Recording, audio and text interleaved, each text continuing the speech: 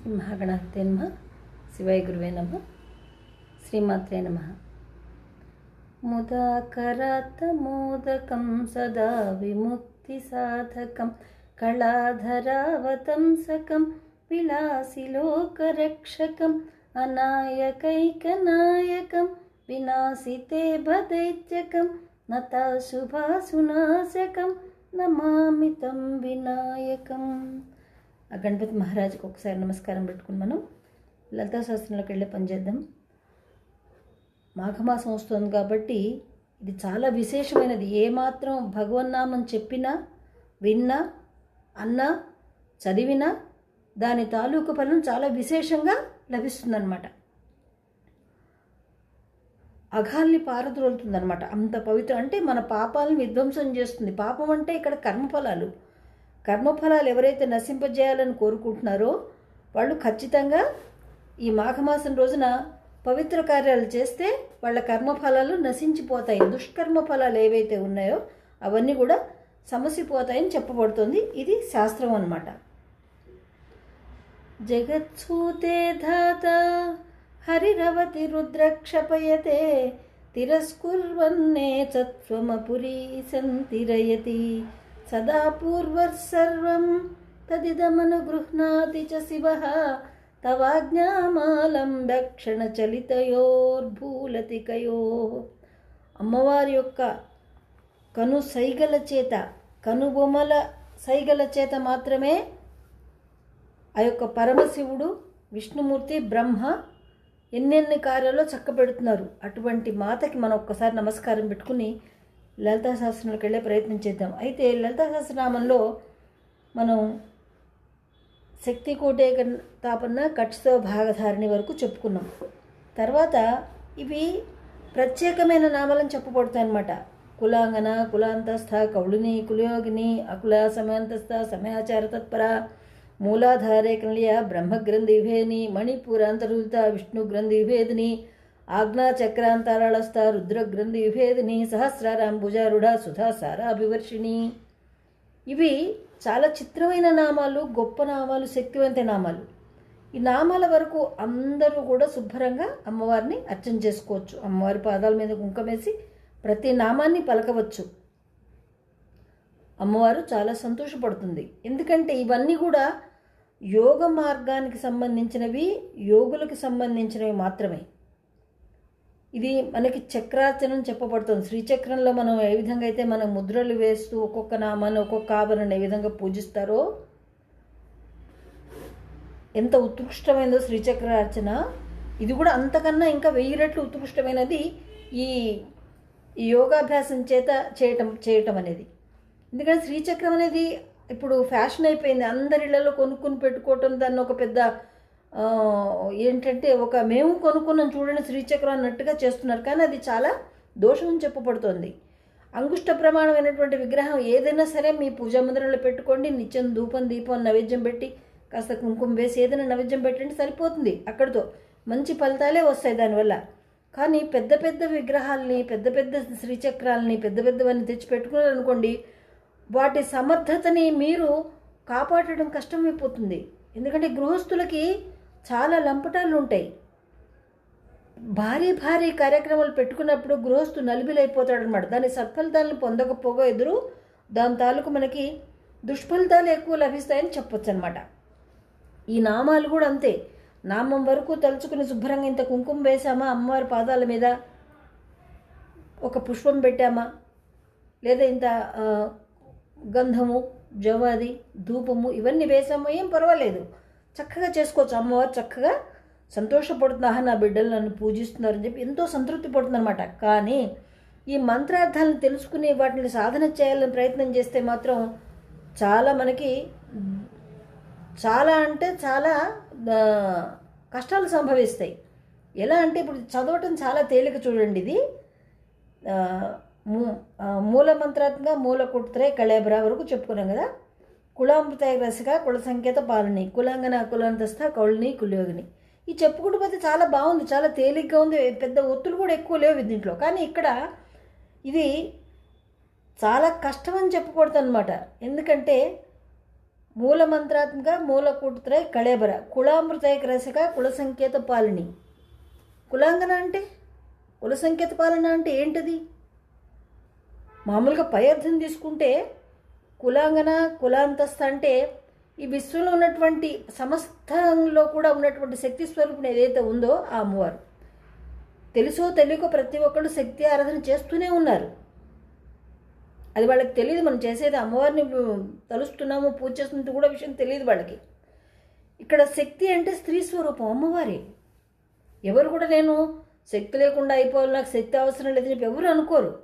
నాకు శక్తి కావాలి అన్నిట్లోనూ, ధనపరంగా, ఆరోగ్యపరంగా, ఆయుష్పరంగా, ఆస్తుల పరంగా అన్నీ కూడా నేను శక్తివంతుడిని కావాలని కోరుకుంటారు. అదంతా కూడా అమ్మవారి ఆరాధన కిందకే వస్తుంది.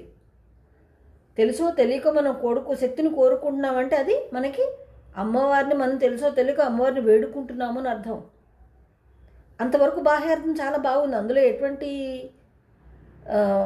తేడా ఉండదు. కానీ కులాంగన కులాంతస్థ కౌళిని కులయోగిని అకులా సమంతస్థ సమయాచార మూలాధారైకనలియ బ్రహ్మగ్రంథి విభేదన. ఇక్కడి నుంచి స్టార్ట్ అవుతుందండి ప్రాబ్లం మీకు. మూలాధారం అనేటువంటిది వెన్నెముక నిలువుగా ఉన్న ప్రతి జీవికి ఉంటుంది. అడ్డంగా వెన్నెముక ఉన్నవన్నీ కూడా త్రిజగ్జీవులు అంటారు. అంటే జంతువులన్నిటికీ కూడా ఏంటంటే సామాన్యంగా మనకి అది వెన్నుపూస అడ్డంగానే ఉంటుంది. కానీ ఇక్కడ నిలువుగా వెన్నుపూస ఉన్నవాళ్ళు సాధన చేయడానికి అర్హులు. అందరూ అర్హులు అంటే మళ్ళీ కాదనే చెప్పాలి. ఎందుకంటే కుండలిని శక్తిని జాగృతం చేయటం అనేది చాలా చాలా ఉత్కృష్టమైంది, కష్టమైంది. కానీ ఏం చేస్తున్నారు ఇప్పుడు గొప్పకి ఏంటంటే చాలామంది మేము కుండలిని సాధన చేస్తున్నాం, కుండలిని లేపేశాం, చక్రాలని లేపేశాం చెప్పుకుంటున్నారు. వెన్నెముక చివర కొస అంటే మనం బాస్ పెట్టేసి కూర్చున్నప్పుడు ఏ స్థానం అయితే భూమికి ఆనుతుందో అక్కడ వెన్నెముక కొస ఎండ్ అవుతుంది. అక్కడే అమ్మవారు ఉంటుంది అన్నమాట. పృథ్వీతత్వంతో కలిగి ఉంటుంది. ఇది పృథ్వీతత్వానికి సంకేతం. ఇదే గణపతి స్థానం, మూలాధారం కూడా దీన్నే చెప్తారు. ఇది 3.5 చుట్టలు చుట్టుకున్నటువంటి పాము ఇలా పడగ ముడుచుకుని ఏ విధంగా పడుకుంటుందో ఆ స్థితిలో అది జాగృతమై ఉంటుంది అక్కడ. దాన్ని లేపాలని చూశారనుకోండి చాలా ప్రమాదాన్ని తెచ్చిపెడుతుంది అది. మనం దాన్ని మూలాధార చక్రాన్ని లేపగలిగితే అది ఈ చక్రాలన్నీ దాటుకుంటూ సహస్రారానికి వస్తుంది. మణిపుర, అనాహత, విశుద్ధి, ఆజ్ఞా చక్రం ఇవన్నీ దాటుకుంటూ వచ్చి అక్కడ పరమశివుడు సహస్రారంలో ఉంటాడు. కాబట్టి ఆ పరమశివుడిని ఒడిలో ఆసీనురాలై మళ్ళీ ఆవిడ కిందకి వచ్చేసి కింద ముడుచుకుని కూర్చోవాలి. 3.5 చుట్టుతో మళ్ళీ అక్కడ పడుకోబెని స్థిరంగా ఉండిపోవాలి. ఇది యోగ సాధన చెప్పబడుతోంది. ఇది ఎవరు పడితే వాళ్ళు చేయలేరు. చేశామని చెప్పినా నమ్మాల్సిన అవసరం కూడా లేదు. మేము చక్రాలు లేపేసామని చెప్పారంటే ఎవరైనా అది ఖచ్చితంగా మనం అబద్ధం అని అనుకోవచ్చు. ఎందుకంటే కొన్ని కోట్ల మంది సాధన చేస్తే ఎవరికో ఒక్కరికి మాత్రమే కుండలిని శక్తి కదలిక ప్రారంభమవుతుంది. మూలాధారం ఉన్నటువంటి కుండలిని కదిలింది అంటే భూమి ఆకర్షణ శక్తి అతని మీద పని చేయదు. ఉదాహరణకి మనం ఆదిశంకరాచార్యులు తీసుకున్నప్పుడు మండన మిశ్రుడితో వాగ్వివాదానికి వెళ్ళినప్పుడు ఆయన ఏవో ఉత్తరక్రియలు చేస్తూ ఉంటాడు తల్లిదండ్రులకి. అప్పుడు తను వెంటనే వెళ్ళవలసి వచ్చిందనమాట, వాళ్ళతో మాట్లాడవలసి వచ్చింది. అయితే పెద్ద పెద్ద ప్రహరీ గోడలన్నీ కూడా మొత్తం బంధించుంటాయి. ఎందుకంటే ఈ తద్దినాలు జరిగేటప్పుడు అక్కడ చిన్న హోమక్రతు ఒకటి జరుగుతుంది. పిండా ప్రధానాలు, పిండం పెట్టడం అవన్నీ ఉంటాయి. అవన్నీ కూడా సన్యాసికి అర్హత లేదు కాబట్టి సన్యాసి రాకూడదు, చూడకూడదు.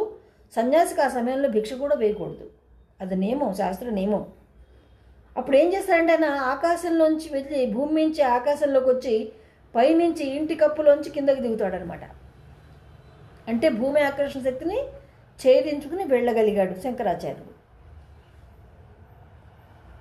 ఈ సాహసం ఎవరైనా ఇప్పుడు చేసేవాళ్ళు ఉంటే అప్పుడు మనం నమ్మచ్చు, వాళ్ళకు కూడా మూలాధారం కదలిక ప్రారంభమైంది. ఎందుకని భూమి యొక్క ఆకర్షణ శక్తి అతనికి పని చేయట్లేదు. అలాగే మణిపూర చక్రాన్ని కూడా మణిపూర చక్రం వరకు కూడా సాధన చేసినటువంటి వాడు పద్మపాదుల వారు.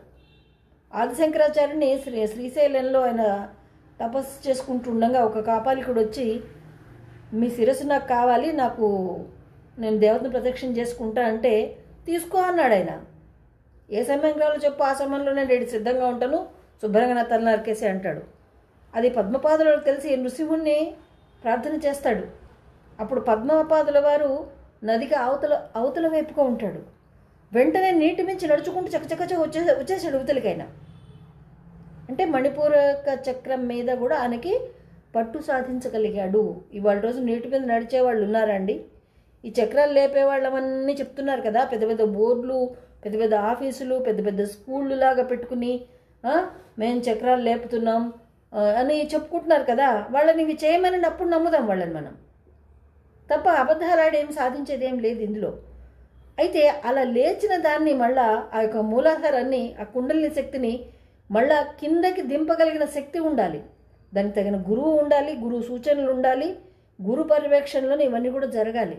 ఎట్లా పడితే అట్లా చేసామనుకోండి పిచ్చివాళ్ళు అయిపోతారు, లేదా కాళ్ళు చేతులు విరిగిపోతాయి, కుంటివాళ్ళు అయిపోతారు, హ్యాండిక్యాప్డ్ అయిపోతారు, పెరాలసిస్ స్ట్రోక్స్ వస్తాయి.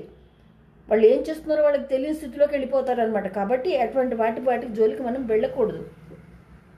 సరైన గురువు లభిస్తే, అసలు సరైన గురువు కదా తెలుసుకోవడమే ఒక జన్మకాలం కూడా సరిపోదన్నమాట. అలాంటి ఆసనాలన్నీ వేసి అన్నీ శుద్ధి చేసుకుని ఇవన్నీ పైకి వెళ్ళేసరికి మనకి ఒక జీవితకాలం కూడా సరిపోదు. అది ఎంతో కింద జన్మల చేసినటువంటి యోగ ఫలం ఉంటేనే అవన్నీ కూడా సిద్ధిస్తాయి. కాబట్టి ఇవంతా మనకి చాలా ఉత్కృష్టమైన వ్యవహారం. కాబట్టి వాటి జోలికి వెళ్లకుండా నామాన్ని తలుచుకుని ఆ యొక్క అమ్మవారి పాదాల మీద పసుపు, కుంకుమ, అక్షింతలు, పూలు వేసినట్టయితే అమ్మవారు చక్కగా సంతోషిస్తుంది.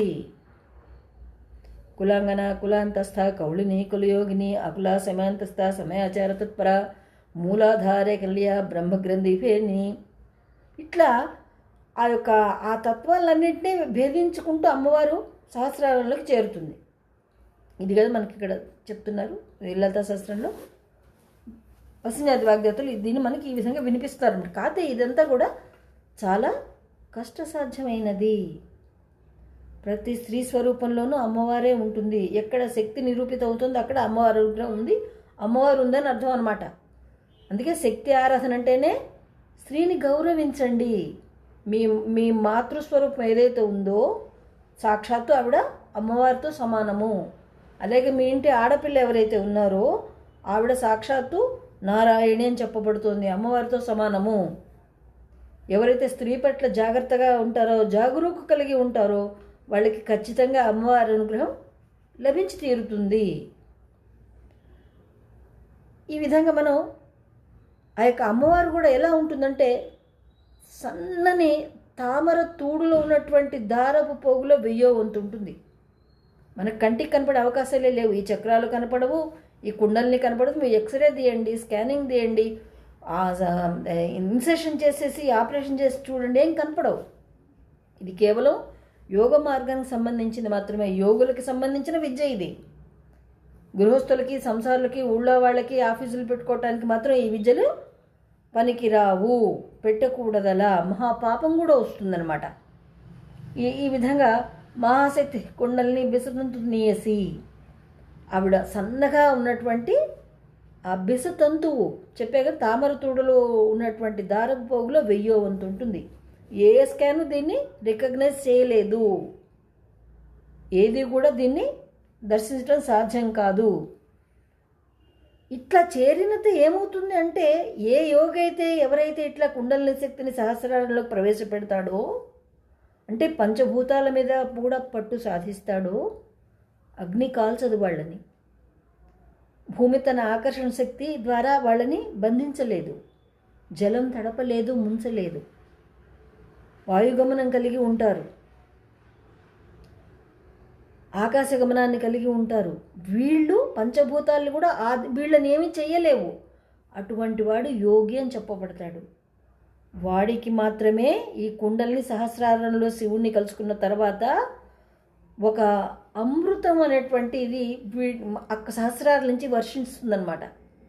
అది మనకి ఉన్నటువంటి 72,000 నాడులను తడుపుతుంది. వాడు అమృతంలో స్నానం చేసేస్తాడు, ఇంట్లో తడిచిపోతాడు అనమాట. వాడికి ఎదురు ఉండదు, ఇంకా ఏది ఉండదు. కాకపోతే ఆ స్థితి నుంచి కూడా, ఆ యోగ స్థితి నుంచి కూడా మళ్ళా వెనక్కి రాగలగాలి, అంటే సాధారణ స్థితికి రాగలగాలి. ఇది గురు పరంపరలోనే జరుగుతుంది. కొందరు ఇప్పుడు నాగసాధువులు వాళ్ళు ఉన్నారు చూసారా, కొందరు, వాళ్ళలో కూడా అందరూ కాదు, కొందరికి మాత్రం ఇది సాధన చేస్తున్నారు, ఉన్నారు వాళ్ళు కూడా. ఎందుకంటే మనకి ఇప్పుడు కుంభమేళాలు అవి జరిగినప్పుడు ఎక్కడి నుంచో అప్పటికప్పుడే గుంపులు గుంపులు వచ్చేస్తారు, కొన్ని వేల సంఖ్యలో వచ్చేస్తారనమాట. కొంత దూరం వెళ్ళేసరికి మళ్ళీ అదే గుంపు మాయమైపోతుంది. వాళ్ళకి సీసీ కెమెరాలు పెట్టండి, వాళ్ళని ఫాలో అవ్వండి, వాళ్ళని ఏమైనా చేయండి, వాళ్ళు ఎక్కడికి వెళ్ళారనేది ఎవరికి తెలియదు, ఎలా వచ్చారో కూడా ఎవరికి తెలియదు. ఇప్పటిదాకా కూడా అంతే, ఏ శాటిలైట్ కూడా వాళ్ళని గ్రాఫ్ తీయలేకపోయింది. ఇప్పుడు మేము నమ్మము ఇవన్నీ అనే వాళ్ళకి వాళ్ళే మనకున్న ఎదురుకుండా ఉన్న దృష్టాంతరాలు వాళ్ళే. ఎందుకంటే ఆది శంకరాచార్యులు వారు ఇప్పుడు లేరు కదా, నిరూపించాలంటే కష్టం. ఈ నామాలను నిరూపించాలంటే వాళ్ళే రావాలి, మళ్ళా సామాన్య మానవులు ఎవరు చెప్పలేరు. కాబట్టి కొన్ని మంత్రాల్ని బహిర్గత పరచకపోవటం అనేది చాలా ఉత్తమం. ఒకళ్ళు చెప్పాలని తాపత్రయం కొద్దీ బహిర్గత పరిచి చెప్పారనుకోండి పిచ్చి పిచ్చి మంత్రాలన్నీ, అంటే మన మీద మనకి కంట్రోల్ లేదు అని అర్థం అనమాట. ప్రజల్ని, సమాజాన్ని మనం మోసం చేస్తున్నాము. అయితే ఇక్కడ ఈ అమ్మవారి లలితా సహస్రం అనేది ఈవిడ సమయాచార తత్పర, సమయాచారం అంటే దక్షిణాచారాన్ని సంతోషపడుతుంది ఆవిడ. మరి అమ్మవారికి ఇప్పుడు కళ్ళు, మాంసము, మద్యం ఇవన్నీ పెడుతున్నారు కదా, అంటే ఈ అమ్మవారు వేరు. అవి గ్రామదేవతలకి పెట్టవచ్చు. అవి గ్రామదేవతలు అంటే శక్తి గణాలు, యుద్ధాల్లో పాల్గొంటాయి, సమూహాలుగా ఉంటారు అనమాట వాళ్ళు. వాళ్ళందరికీ కూడా కళ్ళు, మాంసము, మద్యం ఇవన్నీ కూడా ఇవ్వచ్చు. కానీ ఈ సమయాచారంలో చేసే అమ్మవార్లు వేరు. రెండింటిని ఒకదాటికి కట్టకూడదనమాట ఎప్పుడు కూడా. కొందరు చెప్తున్నారు మేము బరాబరు పెడతాం, మేము బరాబరి చేస్తాం, మేము మాంసం పెడతాం, రక్తం పెడతాం, అవి పెడతాం, ఇవి పెడతాం. పెట్టండి, అవి స్వీకరించే దేవతలు వేరే ఉంటారు. కానీ ఇక్కడ వచ్చి దక్షిణాచారంలో ఈ లలిత అమ్మవారి పట్ల అలా ప్రవర్తిస్తే మాత్రం నిష్కృతి అనేది ఉండదు, అసలు జన్మ కూడా లభించదు వాడికి మళ్ళా. ఎందుకంటే 64 లక్షల జీవరాశుల తర్వాత వచ్చేదే ఉత్తమ జన్మ, మానవ జన్మ. ఒక్క జ్ఞానం కలిగి వెన్నెముక నిటారుగా ఉన్నది ఒక మానవుడే. కాబట్టి మనం విచక్షణ కలిగి వ్యవహరించాలి. అమ్మవారికి ఏం పెడతారండి?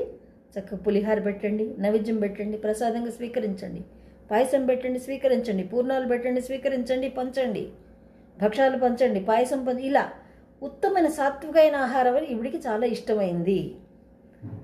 ఈ ఆరాధన ఎవరైతే చేస్తున్నారో, శ్రీచక్రార్చన కావచ్చు, లేదా ఇప్పుడు చెప్పిన ఈ ప్రక్రియ కావచ్చు, వాళ్ళలో అమ్మవారు ఆవహించి ఉంటుంది అంతర్గతంగా, లోపల ఉంటుంది. పైకి మనకి మామూలుగా మనిషి కనపడతాడు, స్త్రీలింగమా పుల్లింగమా కనపడతారు, కానీ వాళ్ళ లోపల అమ్మవారు తిష్ట వేసుకుని ఉంటుంది.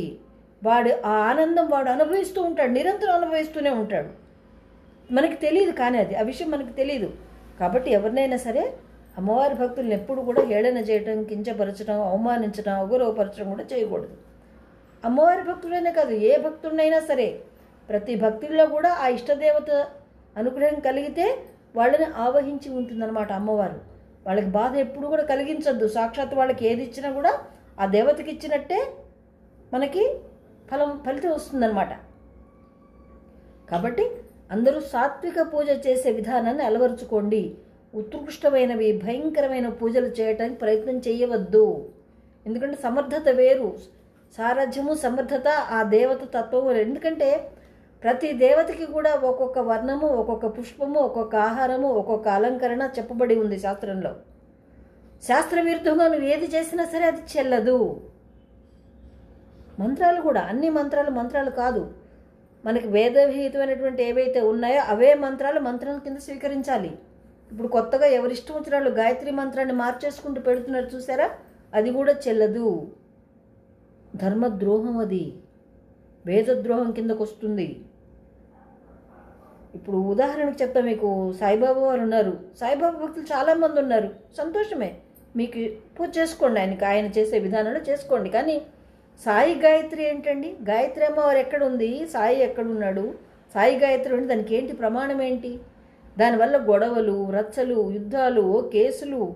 కాబట్టి మీరు శాస్త్రానికి దూరంగా వచ్చేస్తున్నారు. శాస్త్రాన్ని వదలకండి.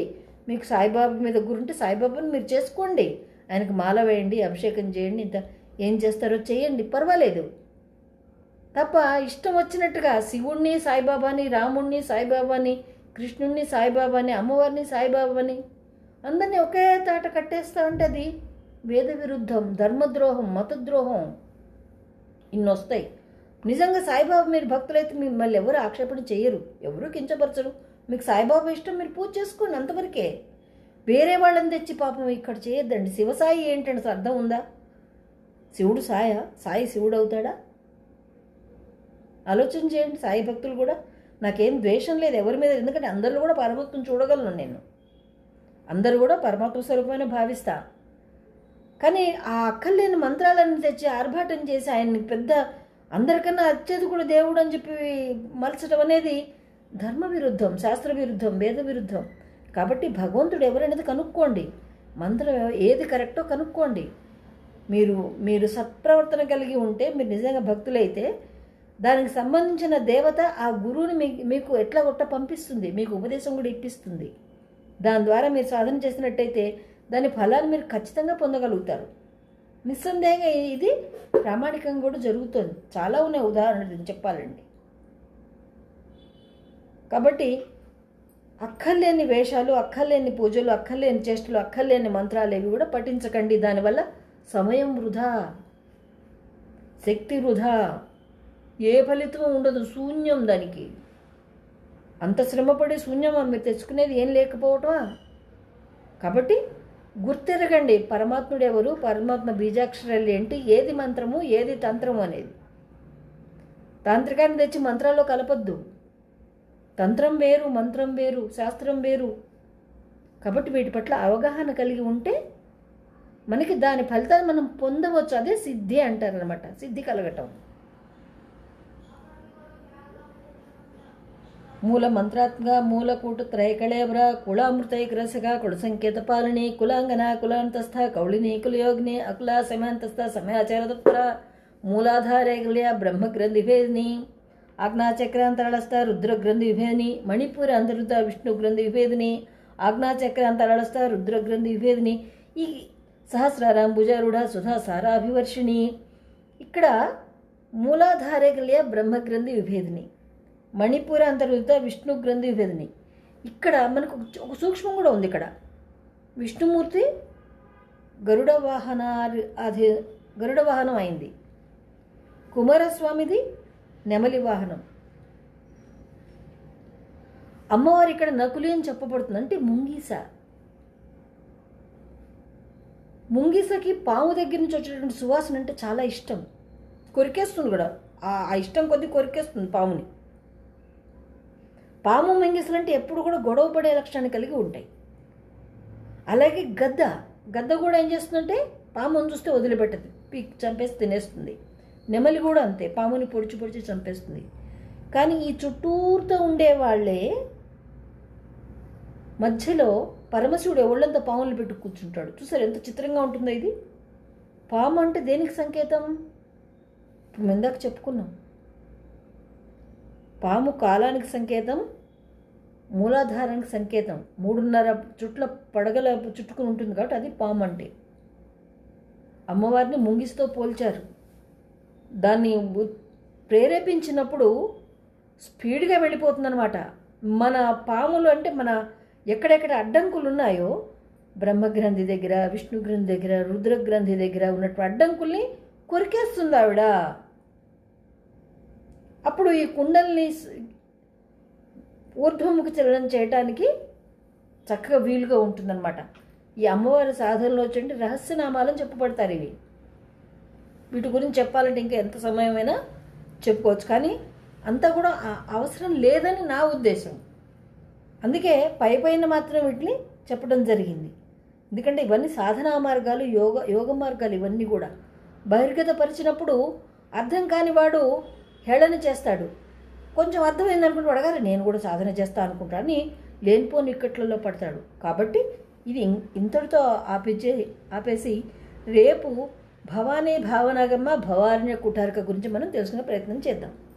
జై హింద్, మేరా భారత్ మహాన్.